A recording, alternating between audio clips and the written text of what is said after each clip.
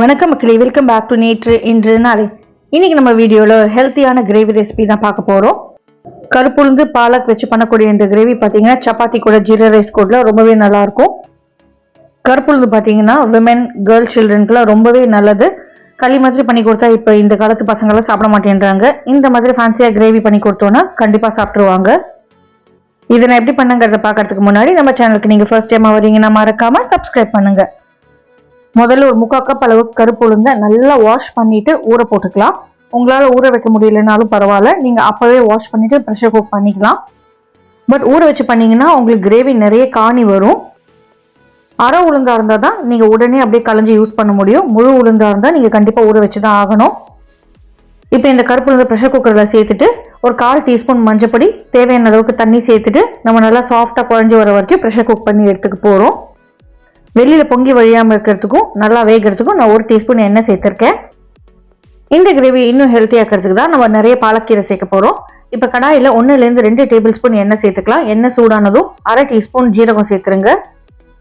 ஜீரகம் நல்லா பொரியட்டும். பொரிஞ்சதுக்கு அப்புறமா 2 வெங்காயத்தை பொடி பொடியாக நறுக்கிட்டு இதில் சேர்த்துருங்க. வெங்காயம் நல்லா வதங்கட்டும். வெங்காயம் சீக்கிரம் வதங்கிறதுக்கு நீங்கள் உப்பு சேர்த்துக்கலாம்.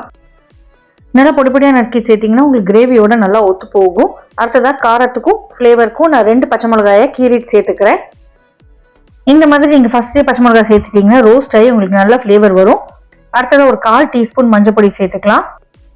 ஒரு 1/2 டீஸ்பூன் அளவுக்கு காஷ்மீரி சிவப்பு மிளகாய் பொடி சேர்த்துருங்க. தேவையான அளவுக்கு உப்பு சேர்த்துட்டு நல்லா கலந்து விட்டுக்கலாம். வெங்காயம் நல்லா வதங்கணுங்க. வெங்காயம் வதங்கினதுக்கு அப்புறமா 2 தக்காளியை வாஷ் பண்ணிட்டு மிக்சி ஜாரில் சேர்த்துட்டு விழுதாக அரைச்சி எடுத்து வச்சுக்கோங்க.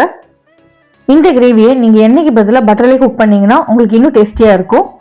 அரைச்சி வச்சிருந்த 2 தக்காளியோட விழுதை சேர்த்துட்டு நல்லா கலந்து விட்டுட்டு பச்சை வாசனை போகிற வரைக்கும் கொதிக்க விடுங்க.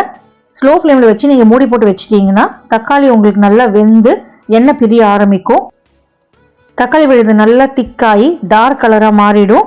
எண்ணெய் சைடில் பிரிஞ்சு வந்துடுதுன்னா உங்களுக்கு பச்சை வாசனை போயிடுதுன்னு அர்த்தம். நான் இன்னைக்கு பெரிய கட்டு பாலக் எடுத்திருக்கேன். நீங்கள் சின்ன கட்டாக இருந்ததுன்னா 2 எடுத்துக்கோங்க. பாலக்கை நல்லா ஆஞ்சிட்டு வாஷ் பண்ணிட்டு பொடி பொடியாக நறுக்கி எடுத்து வச்சுக்கலாம். தக்காளியோட பச்சை வாசனை போய் எண்ணெய் பிரிஞ்சதுக்கு அப்புறமா நம்ம பொடி பொடியாக நறுக்கி வச்சிருக்கிற பாலக்கீரையை சேர்த்துட்டு நல்லா கலந்து விட்டுக்கலாம். பாலக் பார்த்தீங்கன்னா ஒரு ஹீட் சென்சிட்டிவான கீரை. கொஞ்சம் ஹீட் பட்டாலே நல்லா சுருண்டும். ப்ளஸ் உங்களுக்கு வேகிறதுக்கும் ரொம்ப டைம் எடுத்துக்காது. ஒரு 4-5 நிமிஷத்துலேயே உங்களுக்கு பாலக்கீரை வெந்துடும். பாலக் சேர்த்துட்டு நல்லா கலந்து விட்டுருங்க.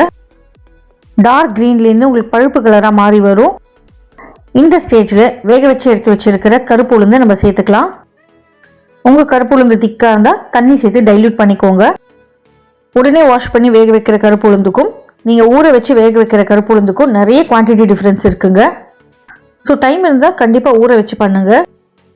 இப்போ கருப்பு உளுந்து, பாலக்கீரை, கிரேவியோட பேஸ் எல்லாம் நல்லா ஒன்றா மிக்ஸ் ஆகிற வரைக்கும் கலந்து விட்டுக்கலாம்.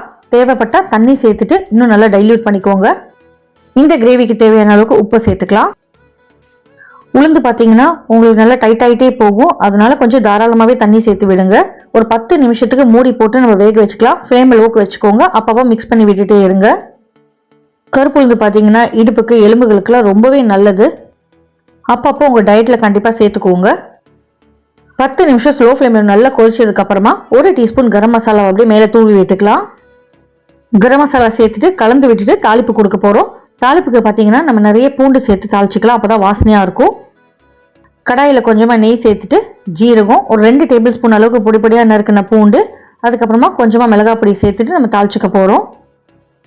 கடைசியாக தாளிப்பில் சேர்த்த மிளகாய் பொடி நம்மளுக்கு நல்ல ரோஸ்டட் ஃப்ளேவர் அண்ட் கலர் கொடுக்கும்.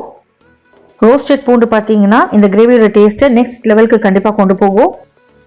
கொஞ்சமாக வாய்வுத்தன்மை இல்லாமல் இருக்கிறதுக்கு பெருங்காயம் தூவி விட்டுக்கலாம்.